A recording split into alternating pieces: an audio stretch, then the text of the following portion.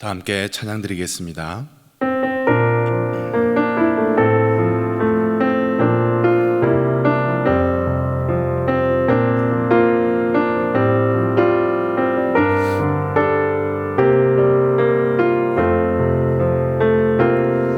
세상의 유혹 시험이 내게 몰려올 때에 나의 힘으론 그것들 모두 이길 수 없네. 거대한 폭풍 가운데 위축된 나의 영혼 어찌할 바를 몰라 헤매이고 있을 때 주를 찬양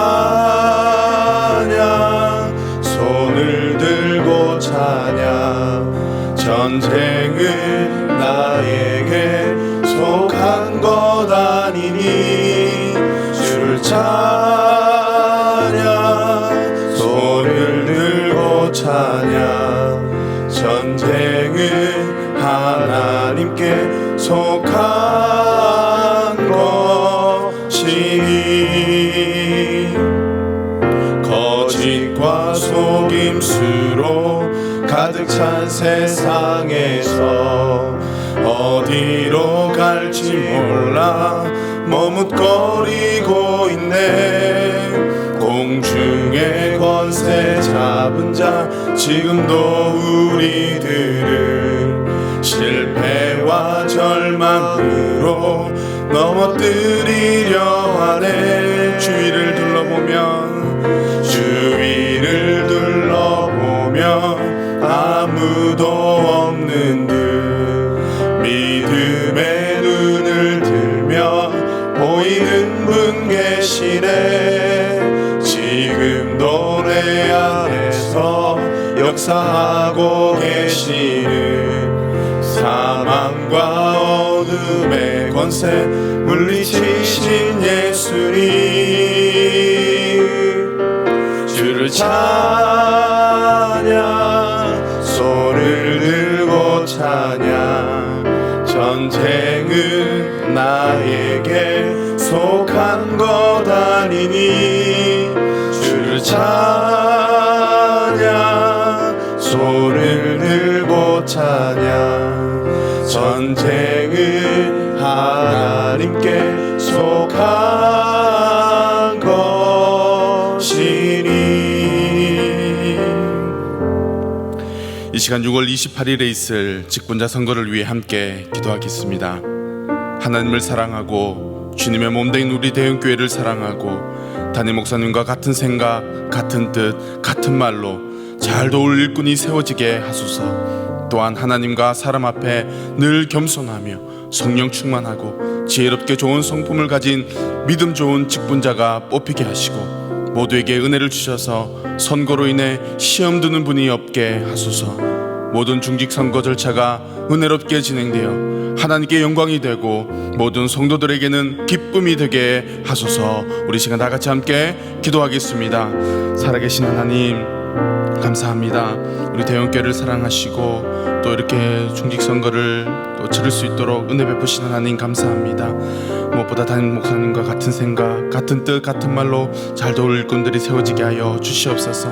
하나님과 사람 앞에 늘 겸손하며 성령 충만하고 지혜롭게 좋은 성품을 가진 믿음 좋은 직분자들이 뽑히게 하시고 모두에게 은혜를 주셔서 이 선거로 인해 시험 드는 분이 없게 하여 주시기를 원합니다. 모든 중직선거가 절차가 은혜롭게 진행되게 하시고 하나님께 영광이 되고 모든 성도들에게는 기쁨이 될 수 있는 귀한 은혜의 시간들 될 수 있도록 주께서 함께하여 주시옵소서. 살아계신 하나님 아버지, 이번 중직선거가 오직 하나님께만 영광이 되게 하시고 우리 모두에게 기쁨이 되는 선거가 되게 하여 주시옵소서. 예수님 이름으로 기도드렸습니다. 아멘. 오늘 우리에게 주시는 하나님 말씀은 사무엘상 5장 1절로부터 5절까지의 말씀입니다. 구약성경 414면에 있습니다.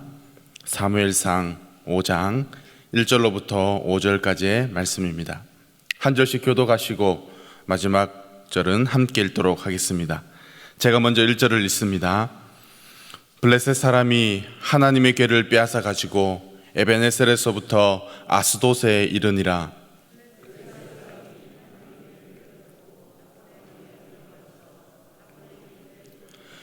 아스돗 사람이 이튿날 일찍이 일어나 본즉 다곤이 여호와의 궤 앞에서 엎드려져 그 얼굴이 땅에 닿았는지라. 그들이 다곤을 일으켜 다시 그 자리에 세웠더니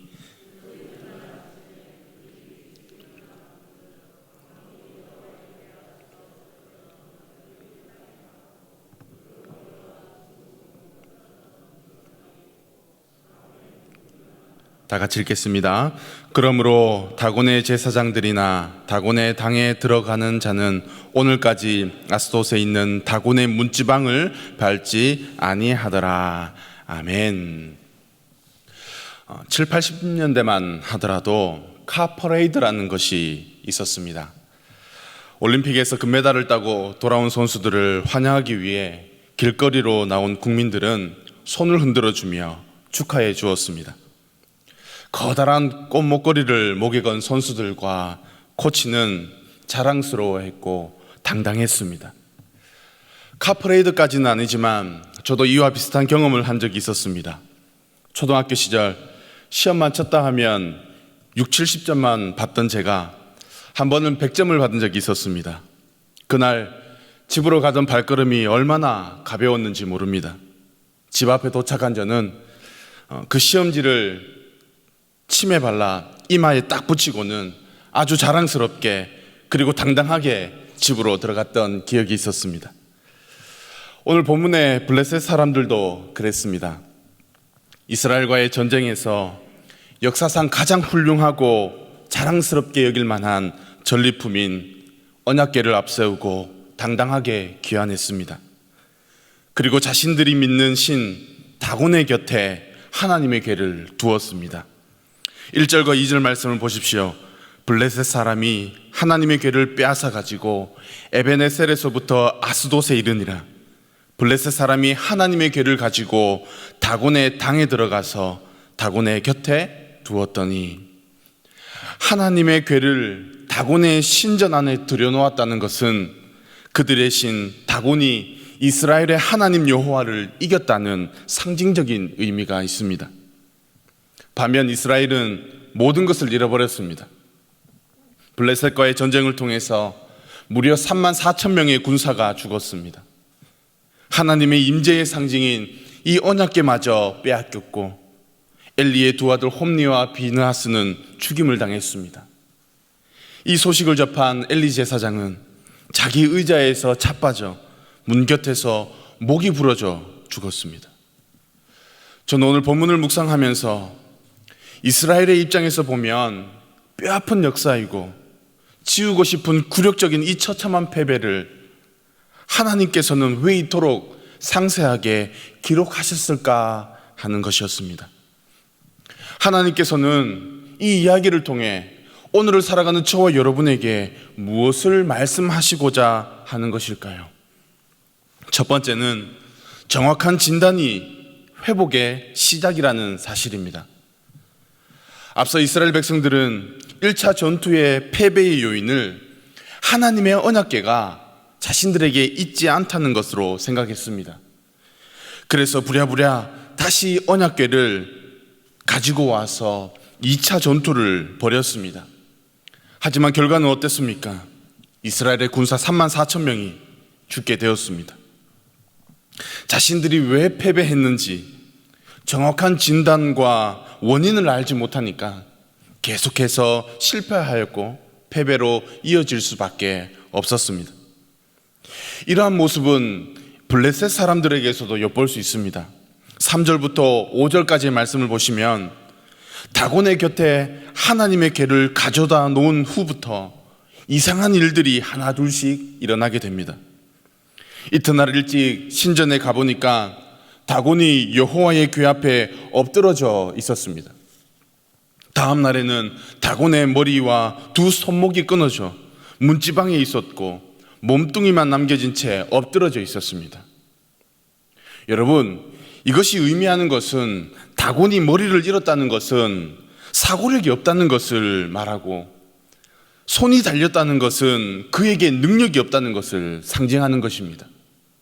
이쯤 되면 그들이 믿던 신 다곤을 버리고 하나님께로 돌아와야 하는데, 그들이 하는 것이라고는 다곤에 잘려나간 손들이 문지방 위에 놓여져 있으니까 그저 문지방만 밟지 않으려고 뛰어넘는 그저 미신적인 행위만 중요하게 생각했던 것입니다. 저와 여러분들도 마찬가지입니다. 하는 일이 잘 되어지지 않고 실패와 좌절의 연속이라면, 이상한 일들이 반복적으로 일어난다면 우리는 그냥 넘길 것이 아니라 문제에 대한 정확한 진단이 있어야 합니다. 왜냐하면 정확한 진단이 없이는 회복이 없기 때문입니다. 두 번째로 오늘 우리에게 교훈하는 것은 이스라엘이 블레셋에게 패했지 하나님이 패한 것이 아니라는 사실입니다. 사람들이 보기에는 하나님이 능력이 없으셔서 이스라엘 백성들이 전쟁에서 지고 언약궤를 빼앗긴 것처럼 보일 수 있습니다. 그러나 이스라엘 백성들이 전쟁에서 패한 것은 하나님께서 그들을 징계하셨기 때문이지 결코 블레셋 사람들이 전쟁을 잘해서가 아닙니다. 또한 블레셋 사람들은 이스라엘 백성들을 이길 수 있었을지 모르지만 하나님은 이길 수 없었습니다. 오늘 읽지는 않았지만 6절과 9절과 12절 말씀에 보면 이렇게 말합니다. 여호와의 손이 아스돗 사람에게 엄중히 더하사 독종의 재앙으로 아스돗과 그 지경을 쳐서 망하게 하니, 9절에도 보시면 그것을 옮겨간 후에 여호와의 손이 심히 큰 환난을 그 성에 더하사 성읍 사람의 작은 자와 큰 자를 다 쳐서 독종이 나게 하신지라. 12절에도 죽지 아니한 사람들은 독종으로 치심을 받아 성읍의 부르짖음이 하늘에 사무쳤더라라고 기록하고 있습니다.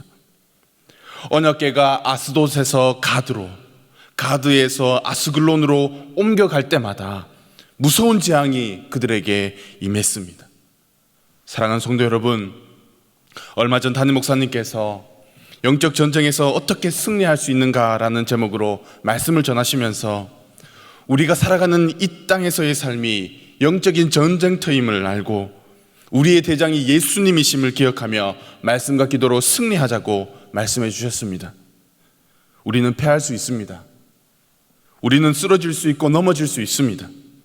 하지만 저와 여러분들이 믿는 하나님은 실수하거나 실패하지 아니하는 분이라는 것을 믿으시기 바랍니다.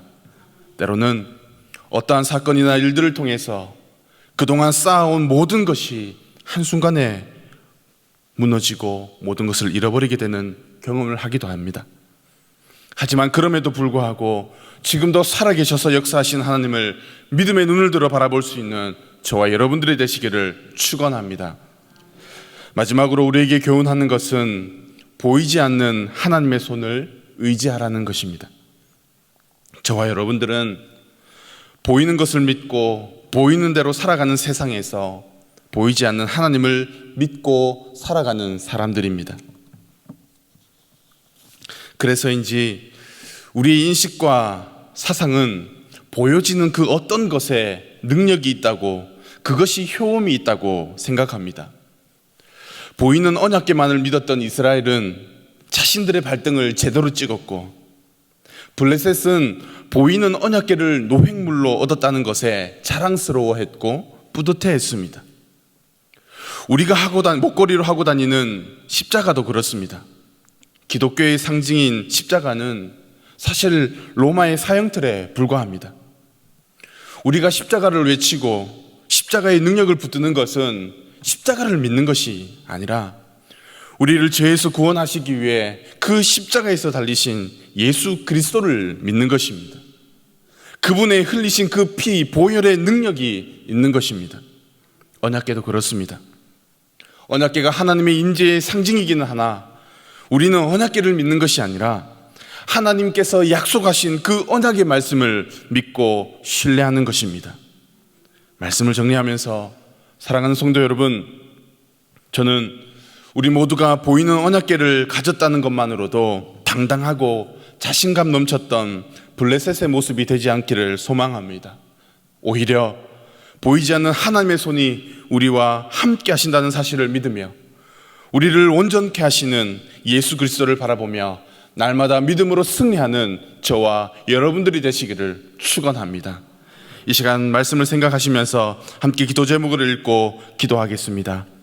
살아계신 하나님, 이 땅에서의 삶이 영적 전쟁터임을 알고 오늘 이스라엘의 패배를 통해 우리의 삶에도 정확한 진단을 내려 회복이 일어나게 하시고, 우리가 믿는 하나님은 실수하시거나 실패하지 않는 분이라는 것을 기억하며 어려움 가운데서도 보이지 않는 하나님의 손을 의지하며 날마다 승리하게 하옵소서. 들은 말씀을 기억하시며 통성으로 기도하겠습니다. 살아계신 하나님 아버지, 우리가 살아가는 이 삶이 영적 전쟁터임을 다시 한 번 더 기억하게 하시고, 오늘 말씀을 통해 이스라엘의 패배를 기억하며 우리의 삶에서도 정확한 진단을 내리고 다시 한 번 더 회복이 일어나는 우리의 삶이, 또 우리의 가정이, 우리의 교회가 될 수 있도록 인도하여 주시옵소서. 하나님, 우리는 실패할 수 있고 우리는 넘어질 수 있습니다. 그러나 우리가 믿는 하나님은 실수하거나 실패하지 않는 분이라는 것을 기억하게 하시며, 어려움과 또 환난 가운데서도 보이지 않는 하나님의 손을 의지하며 날마다 승리하는 우리 모두가 될 수 있도록 인도하여 주시옵소서.